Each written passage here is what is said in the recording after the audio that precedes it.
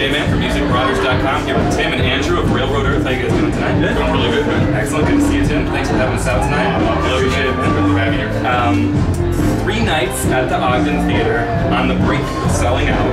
I've never seen a higher demand for Railroad Earth. Why do you think Railroad Earth is so popular here in Colorado? And did your popularity here play a role in selecting Colorado for your New Year's run? We actually we talked about doing Denver before, but we had such a good time over in Portland the last couple of years that we did a repeat last year. And but yeah, this became a no-brainer. Because Denver and Colorado in general is one of our strongest places in the country. Yeah. And the music fans here, for instance, there's probably 3 sold-out shows, 4 sold-out shows. You got White Springs down the road. I mean, Sound Tribe is right down the street. Green Sky is going to sell out at the Bluebird, all on basically the same block. I think they're doing Cervantes, aren't they? Who's that? Green Sky. Oh, they made Yeah. Okay. But the town is such a good music stronghold that it can support all of these bands. Yeah, absolutely. I heard you guys had to charter a plane to get into Denver. Can you guys kind of talk about that experience?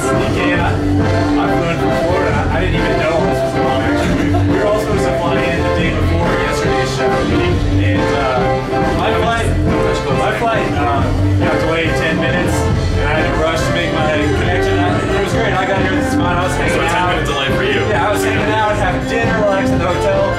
I figured no news was good news. And we didn't show up. I didn't get any calls. Well, I was staying in a different hotel, and I didn't get any calls or emails or anything. And then the next day, Bill's like, "You know what's going on?" I'm like, "Well, I'm hanging out." Good tip to take a rest.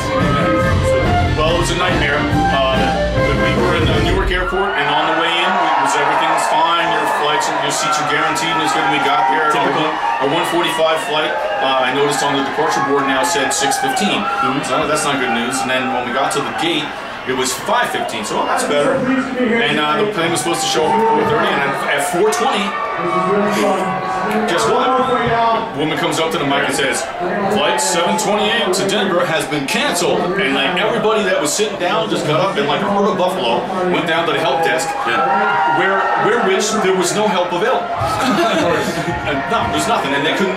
It was the only tickets we can offer you are on January 2nd. Or a Greyhound bus. Or a Greyhound bus. Well, you know what? That's not going to work. So we discovered, we tried to do like every kind of permutation of how the hell we're going to get there until it came down to you got to charter a jet. That was the best solution. That was the only solution. So that's how it was. That's a pretty close call. Due to a 2-hour line out front of the Ogden last night, we missed Elephant Revival's opening set. My bad. Yeah, because of this guy. No, but needless to say, I was pleased to see that you guys called out members of Elephant Revival and Green Sky during the set. What goes on logistically as far as arranging those kind of collaborations?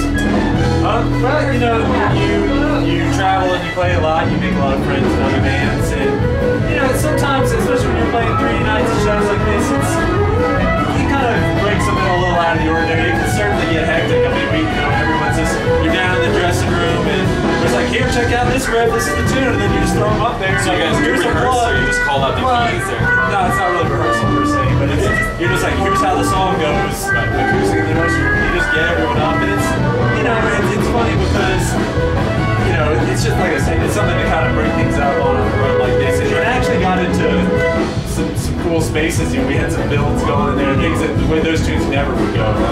Absolutely. I think that whole thing crushed.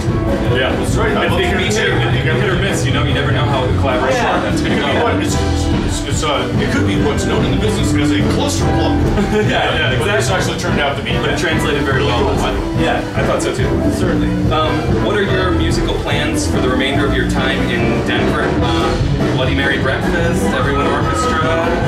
Well, here's the deal. As a result, because we basically lost a lot of money having to charter an airplane, we're going to add a 4th night here at the Ogden, and we're playing here Saturday night. Are you? Yeah. So has that been announced yet? And I was supposed to, it was about to be announced as soon as on the clock in between our sets. So, but you feel free to post away. Yeah, I will. So unfortunately, neither Andy nor I, who were supposed to play with everyone, we're going to be able to do that. I'm going to do the best I can to try and get there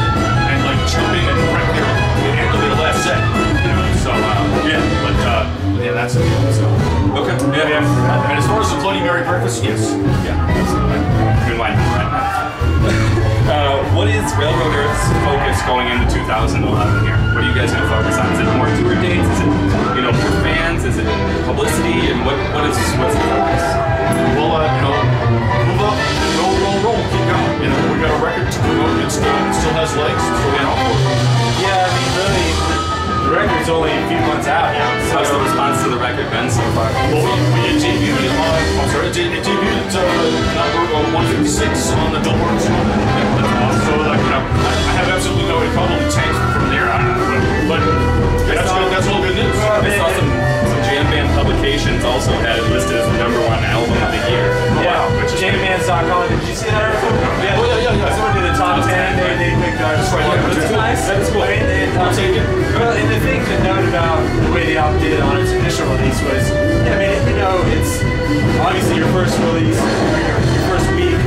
Charts always counts for pre-sales and everything, but it was the strongest showing the band's had so far. That's great. So everyone involved is very proud of that fact. You should manage the label. I mean, it was a good showing. That's never happened for the band before. We never hit the Billboard chart, so it's cool. Yeah, really so cool. going into 2011, I mean, the record only being out a few months, I'm sure we're going to spend the first half of the year still trying to do promotion for that. You know, the touring is based around that, and we're doing more things like this. And we did a video shoot for our Sherman shows. Hopefully that'll be coming out. You know, it's like an online promotional thing. And of course, we're doing a lot of the same festivals and things, but you know, we're moving up as far as like some ad slots and some things that they're doing for us. So, excellent. Hopefully, actually, maybe we'll have some downtime here and there where we can get together and play a little bit. Because actually, I'm gonna be moving up to the Northeast again, back up. Yeah, and hopefully when we have some off time, we can get together and maybe hash out some new material. Cool. Keep it flowing. Yeah, bro. There's new stuff too. Well, I appreciate you guys having us out tonight, and